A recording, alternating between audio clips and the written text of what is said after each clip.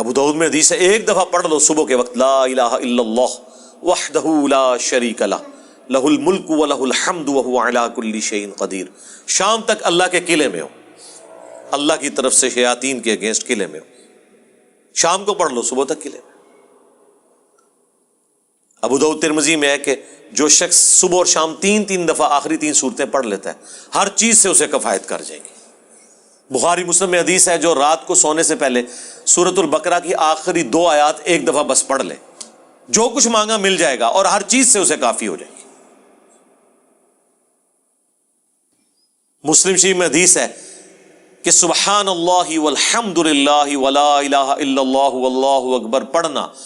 رسول اللہ فرماتے ہیں مجھے ہر اس چیز سے بڑھ کر محبوب ہے جس پہ سورج طلوع ہوتا ہے، دنیا اور دنیا کی ہر چیز سے بڑھ کر یہ پسندیدہ ترین کلمات ہیں جو ہم فرض نماز کے بعد بھی پڑھتے ہیں۔ تو یہ اللہ تعالیٰ کے کلمات ہیں، ان کے ذریعے اللہ کی طرف متوجہ ہوں، اللہ تعالیٰ دعا قبول کرتے ہیں۔ وہ ترمذی میں حدیث ہے ایک شخص آیا، اس نے نماز پڑھی پھر تیزی سے دعا شروع کر دی، آپ نے فرمایا سائل نے جلدی کی۔ ایک دوسرا شخص آیا، اس نے پہلے اللہ کی حمد بیان کی، پھر دروشی پڑھا، پھر دعا مانگی، فرمایا سل تعطا سل تعطا، مانگ تجھے دیا جائے گا، مانگ تجھے دیا جائے گا۔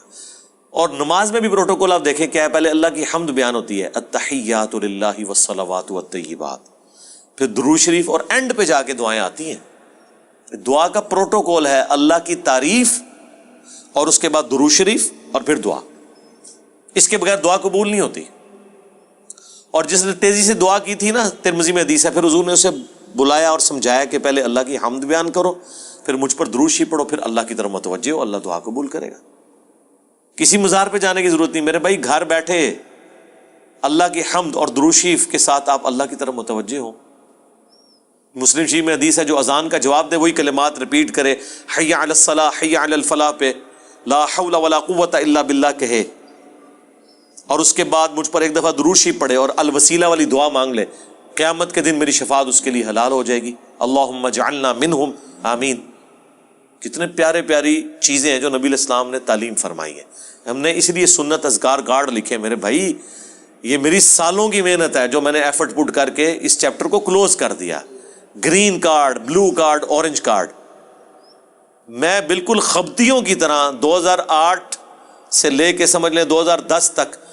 میں نے کوئی حدیث کی کتاب کا چیپٹر نہیں چھوڑا جس میں میں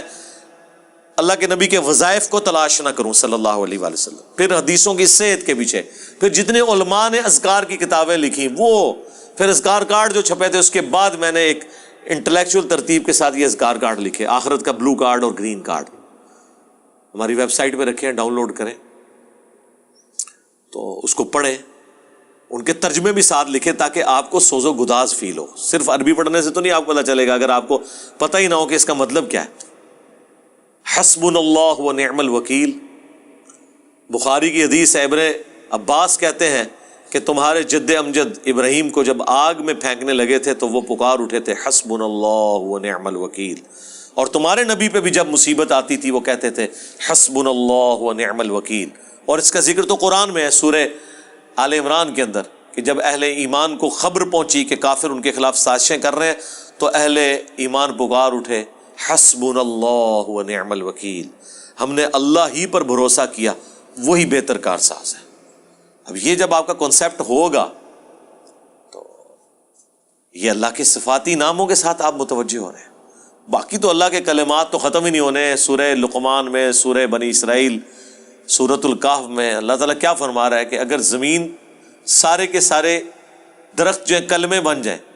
اور سمندر سیاہی بن جائیں اور 7 سمندر اور بھی ساتھ مل جائیں، اللہ کے کلمات نہیں ختم ہوں گے۔ سبحان اللہ و بحمدہ عدد خلقہ ورضا نفسہ وزنۃ عرشہ ومداد کلماتہ۔ بخاری میں حدیث ہے اللہ تعالیٰ کے 99 نام ہیں، جو ان کو لے لے گا تو اس پہ جنت واجب ہو جائے گی۔ لینے سے مراد یہ نہیں ہے کہ وہ ان کی صرف تسبیح کھینچتا رہے گا، مراد یہ کہ وہ اللہ تعالیٰ کو سیریس لے گا، ٹھیک ہے۔ اور لوگ وہ خالی نام پڑھ رہے ہوتے ہیں، کہتے ہیں بس جنت ہوگی، نماز پڑھنے کی لوڑ ہی کوئی نہیں۔ بھائی اگر یہ سنن نسائی الکبریٰ میں حدیث ہے نا کہ جو آیت الکرسی فرض نماز کے فوراً بعد پڑھتا ہے مرتے ہی جنت میں داخل ہوگا، جنت اور اس کے درمیان صرف موت کا وقفہ ہے، تو اس کے لیے نماز بھی پڑھنی پڑے گی۔ صرف آیت الکرسی پڑھنے سے